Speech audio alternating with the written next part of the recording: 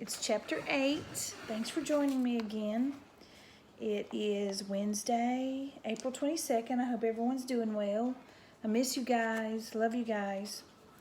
Chapter 8 is called Poppy and Papa. From the moment Lugwort pulled the curtain across the entrance to his boot study, he did not show himself. When inquiries were made, the curtain was opened by Sweet Cicely, but merely just a little bit, just a fraction. Looking out just long enough to say, "He's not well," and she would draw the curtain close. Now Poppy stood before the study, working up the courage to speak to him. She kept asking herself, as she had already done 100 times, if she really wanted to go to Newhouse. The answer was plain and simple, no. Just the thought frightened her, but still she was convinced it was the only way to prove that she and Ragweed were not really the cause of his refusal. Nonetheless, she feared that when she told her father about her intentions, he would be displeased. That means he would be mad. With a sigh, she braced herself and called, "Papa!"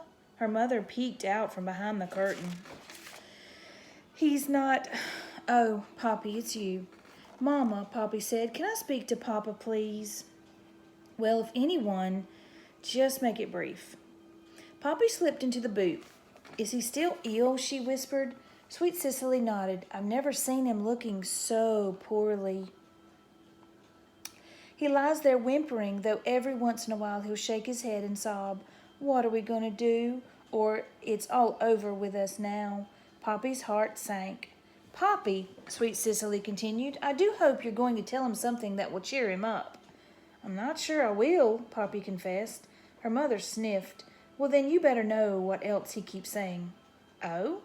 "He says if only Ragweed and Poppy had asked permission." Poppy's heart sank even further.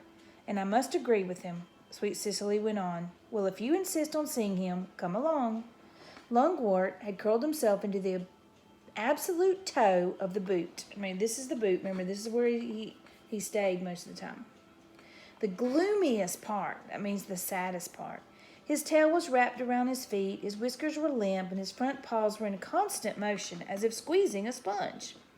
Poppy thought his fur had grown grayer, too. Sweet Cicely leaned over him. "Lugwort, dearest, is Poppy come to visit?"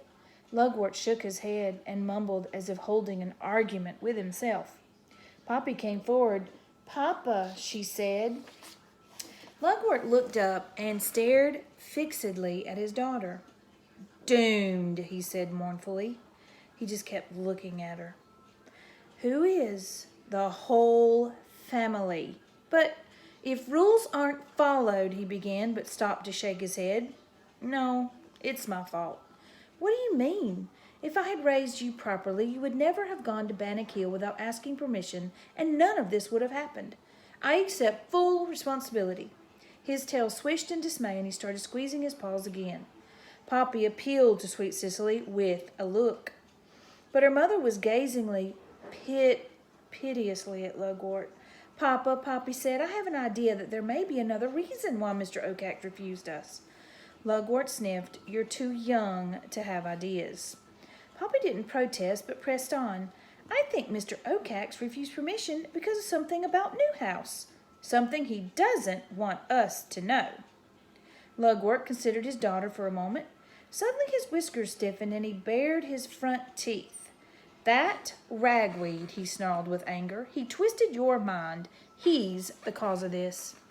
Poppy stepped back as though struck, but she managed to say, "I'm going to find out." "How?" "I'll go to Newhouse."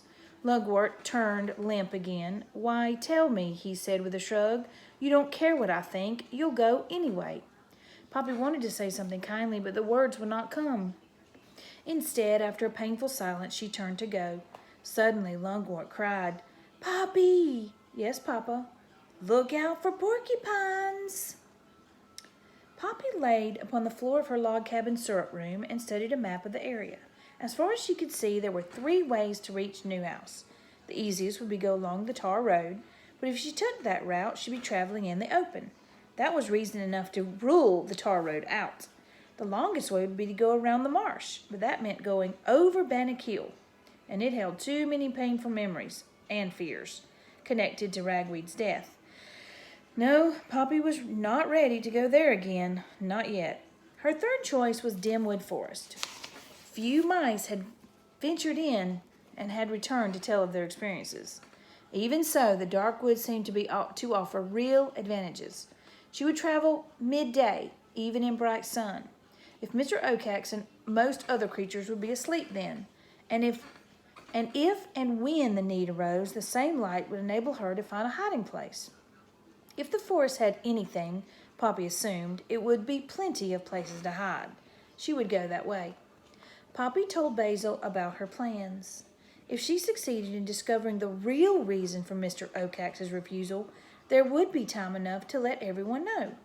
On the other hand, if she discovered nothing, who would know or care, even if she disappeared?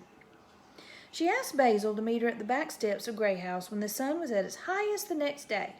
That morning she mingled with the family so none would suspect what she was up to. But with so many convinced that she was the cause of this crisis, the hostility made it too painful to wait. Some time before her appointment with Basil, she was pacing by the back steps, ready to go. "I'm leaving right away," Poppy announced as soon as her cousin appeared. "You forgot something?" he said. "What?" "This." Basil held out Ragweed's earring. "For courage," he said. Poppy held still while her cousin gently affixed or placed the earring. When she shook her head, it tickled her ear. "I need a nuzzle," she said, caught in a swell of emotion. As they nuzzled, Basil whispered, "I could go with you." Poppy broke away. "It has to be just me," and leaped off the back steps. "Why?" "If I'm the one who caused this mess, it has to be me who sorts it out." "Good luck," Basil cried after her. Poppy, not wanting to look back because she thought it might make her lose heart, dashed away. And that is the end of chapter 8. And so she is on her way to find out what is at the new house that maybe Mr. Oacax is afraid of. All right. Thank you. Bye-bye.